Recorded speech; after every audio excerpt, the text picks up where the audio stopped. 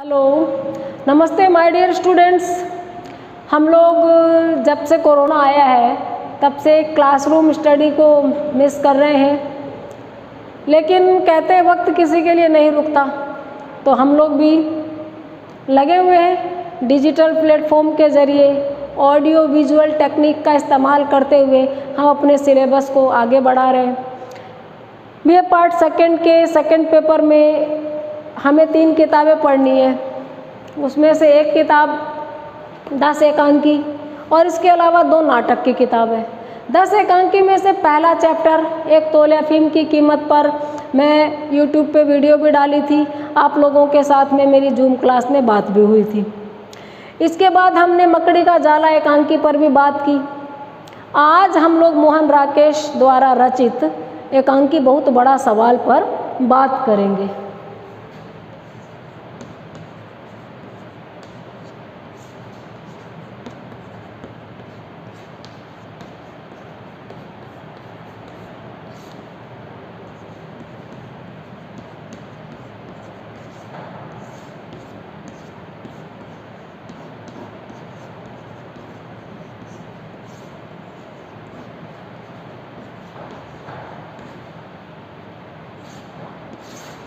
बहुत बड़ा सवाल मोहन राकेश द्वारा रचित एक बहुचर्चित और व्यंग्यात्मक एकांकी है। लगे हाथों में थोड़ा सा मोहन राकेश के बारे में भी बता दूं। मोहन राकेश आधुनिक नाटककारों में सर्वाधिक महत्वपूर्ण और प्रतिभाशाली नाटककार माने जाते हैं। इन्होंने 3 नाटक लिखे, आषाढ़ का एक दिन, लहरों के राजहंस और आधे अधूरे। तीनों ही नाटक 3 अलग अलग भाव, बोध और भूमियों पर रचित हैं और पूरी तरह से ये प्रमाणित करते हैं कि मोहन राकेश किसी भी तरह के विषय पर लिखने में सिद्धहस्त हैं। 3 ही इनके उपन्यास हैं, अंतराल, न आने वाला कल और अंधेरे बंद कमरे। कुछ इनके एकांकी हैं जो अंडे के छिलके, बहुत बड़ा सवाल इत्यादि के माध्यम से हमारे सामने प्रस्तुत हैं। मोहन राकेश को नया एकांकीकार, नया नाटककार उसी तर्ज पर कहा जा सकता है जिस तर्ज पर अज्ञेय को नई कविता और प्रयोगवाद का जनक कहा गया था।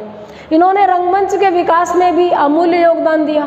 इनके आधे अधूरे इस मामले में बहुत अलग ठहरता है, प्रयोगधर्मी नाटककार इनको कहा जाता है। बात अब हम करें हमारे सिलेबस में लगाया हुआ इनका एकांकी। जब एकांकी हमारी क्लास में मोहन राकेश का चलता है तो मोहन राकेश का परिचय भी हमारे सिलेबस में है। बहुत बड़ा सवाल, देखिए शीर्षक पे जाइए, बहुत बड़ा सवाल। शीर्षक को आप 2 बार गौर से देखेंगे तो आपको महसूस होगा कि ये दफ्तरी वातावरण पे बात करता है। सवाल तो इसमें उठा ही है, सवाल उठा है और वो इतना तगड़ा उठा है कि उसको बहुत बड़ा सवाल एकांकी नाम दिया गया। लेकिन बात यह है कि हरिशंकर परसाई की परंपरा में ठहरता है ये एकांकी। यहाँ पर बहुत बड़ा सवाल उठता तो है लेकिन उसका जवाब नहीं मिलता। जवाब देने के पहले उस पर दूसरी बात हो जाती है। इस एकांकी में एक स्कूल है जिसके अध्यापकों ने एक कमेटी बना रखी है, low grade workers association, low grade workers welfare association या वेलफेयर सोसाइटी। ये society time to time meeting गठित करती है। औपचारिकता के लिए एक अध्यक्ष और चेयरमैन बना लेते हैं। रविवार के दिन स्कूल के कमरे में कुछ तब्दीलियां करके उसको मीटिंग हॉल बनाया गया है। बच्चों के बैठने की कुर्सियों को मास्टरों के बैठने के लिए बना दिया गया है, यानी साधारण सदस्यों के बैठने के लिए बना दिया गया। और मास्टर की कुर्सी, हाँ यही नाम दिया गया है, मास्टर की कुर्सी, अध्यापक की कुर्सी अध्यक्ष के लिए रख दी गई है। और सबसे पहले जब पर्दा उठता है, एकांकी दृश्य काव्य है, पर्दा उठेगा, ब्रैकेट में मोटे काले अक्षरों में दिशा निर्देश दिए रहेंगे कैसे कैसे क्या क्या रखना है। तो राम भरोसे और श्याम भरोसे बात कर रहे हैं। आप उन दोनों चपरासियों की बात सुनेंगे तो आपको मजदूरों के सवालों का, उनके तकलीफ़ों का पता चलेगा। राम भरोसे कहता है कि जोर जोर से क्यों धूल झाड़ रहा है, फेफड़े पहले ही धूल खाए हुए हैं। श्याम भरोसे कहता है 4 बरस में मरता 2 बरस में मर जाएंगे, क्या फ़र्क पड़ता है। वो कहता है तू चाहे कभी भी मरना, मेरे को मत मार।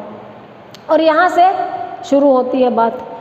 शर्मा जी आते हैं जो आज के इस मीटिंग के अध्यक्ष बनेंगे। वो पूछते हैं क्या धूल झाड़ी है, तो ये कहते हैं कि आप सिखा दीजिए, स्कूल में तो पढ़े नहीं है। सही बात है, चपरासी हो या अफसर, स्कूल में सिलेबस सबका एक था, लेकिन बाद में नौकरी के दौरान कोई सीनियर बन जाता है, कोई जूनियर बन जाता है, कोई प्रथम श्रेणी का कर्मचारी, कोई चतुर्थ श्रेणी का कर्मचारी। मीटिंग शुरू होती है तो कभी बैठने की व्यवस्था को लेकर मामला गड़बड़ा जाता है, कभी भाइयों और बहनों बोलिए, लेडीज एंड जेंटलमैन बोलिए, आप हिंदी के शब्दों में नाम रखिए हिंदी में, क्योंकि संस्था का प्रस्ताव हिंदी में है। अंत तक आते आते स्पष्ट हो जाता है कि सिवाय उस प्रस्ताव को पढ़ने के बाकी सारे काम हो जाते हैं। एकांकी पूरा हो जाता है लेकिन प्रस्ताव पढ़ा नहीं जा सकता। तो इस एकांकी में व्यंग, भाषाई चुटिलता,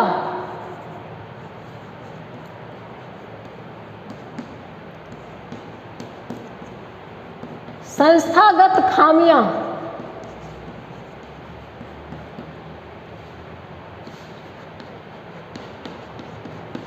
अफसरों का रवैया, बयानबाजी, सिर्फ बोलने के लिए बोलना, सिर्फ बोलने के लिए बोलना, सिर्फ लबबाजी करना, उसका कोई मतलब नहीं होना, और महिलाओं पे वही अश्लील चुटकुले।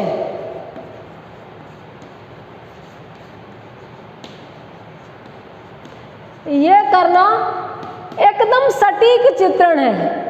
दफ्तरों के कर्मचारियों का आपस में महिलाओं को लेकर मजाक करना, सेक्सिस्ट जोक सुनाना, मिसोजिनिस्ट व्यवहार करना, भाषा को टूल की तरह इस्तेमाल करना, दूसरों को नीचा दिखाना, काम की बात छोड़ के बाकी सब कुछ करना, ये इस एकांकी में उन्होंने दिखाया है। अपने संप्रेषण में यह एकांकी पूरी तरह सफल रहा है। इससे 2 नंबर का प्रश्न आ सकता है कि एकांकी किसने लिखा, तो बहुत बड़ा सवाल, एकांकी मोहन राकेश ने लिखा। इससे व्याख्या आ सकती है। व्याख्या में हमें प्रश्न पत्र में गद्यांश लिखा हुआ मिलेगा। गद्यांश का हमें अर्थ नहीं बदलना है, शब्द बदल देने हैं। और 20 नंबर के बड़े प्रश्न में इसके संदेश पर बात आ सकती है, मूल संवेदना पे बात आ सकती है। तो मूल संवेदना में हमें यहीं से शुरू करना है। ये एक व्यंग्यात्मक एकांकी है, इसमें भाषाई चुटिलता का सटीक चित्रण हुआ है, संस्थागत खामियां दिखाई गई है, अश्लील चुटकुले सुनाए गए हैं, बयानबाजी बेवकूफ़ी की तरह, और अफसरों का रवैया बताया गया है। सेक्सिस्ट और मिसोजिनिस्ट वातावरण सहजता से कैसे हमारे आसपास घुले हुए, इसको दिखाया गया है। आज मोहन राकेश के एकांकी पर हमने चर्चा की। आज इतनी ही बात करेंगे। किसी और वीडियो में किसी और टॉपिक के साथ में हम आप लोग से फिर रूबरू होते हैं।